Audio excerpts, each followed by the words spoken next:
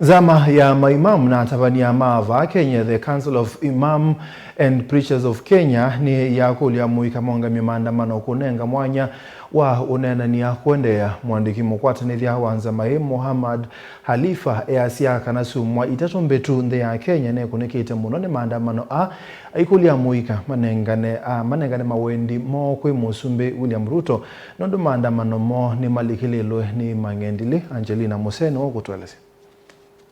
Zama ya maimam na atavanye tongo ni mwandiki muvangithia Sheikh Mohamed Khalifa ni awetakana maandamano ala methi etama itwa iwasi umwane itatu mbetu ni masi ya matunda na kusukumbesia President William Ruto afikia kuvetanga mutalatala wa ilovia wa mwaka wa 2024 kuvunzia nzama ya maminister ovamo na kusakuwa kwa Inspector General wa Polisi Impya. Na pia mazungumzo ambayo kwamba yanaendelea iwe ni kwa ajili ya usalama maendeleo kwa taifa la Kenya. Pia tumeona ule mswada unaohusika na IEBC hivi sasa tayari, na tunatarajia mabadiliko mengi yatafanyika. Zama ni kumathingililia mwika kwekana maandamano na kutwaisia onene ula President William Ruto athanie kutwaisia namo kunene sema maundu ala methituma yikumbila nthi ya Kenya.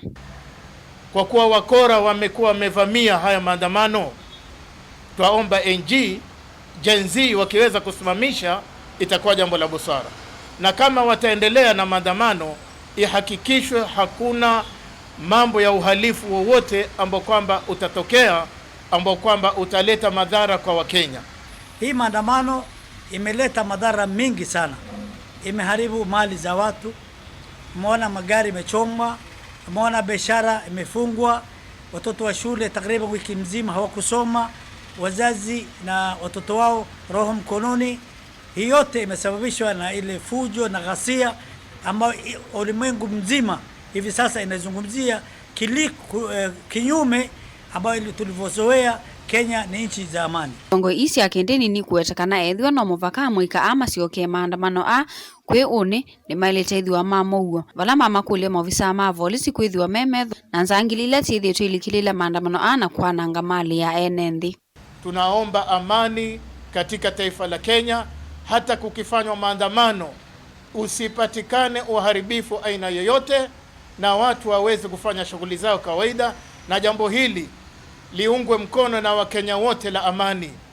Hivyo alivyoambiwa rais na Gen Z na akafanya, na kama kuna mengine pia aambiwe ayatekeleze, kuliko kung'ang'ana tu kwamba aondoshwe rais kwa nguvu. Tutumie katiba ya Kenya katika mabadiliko yetu, lakini tusihatarishe uhai wa vijana.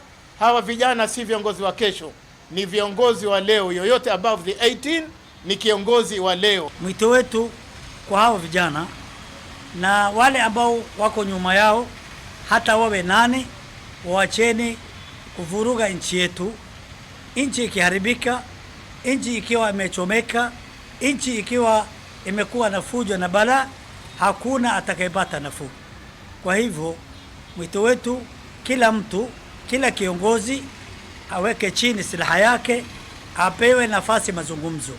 Muhimu mazungumzo. Ikiwa watu wanazungumza wataelewana, lakini ikiwa mimi taketi kando na yule mwingine akae huko na kila mtu azungumze kupitia social media au pengine kwa TV, hakuna siku tutaweza kukutana na tunaweza kufanya suluhisho. Gilivote ya vilingi wa mauvo kuma kauntini ya Mombasa ni itawa Angelina Museno.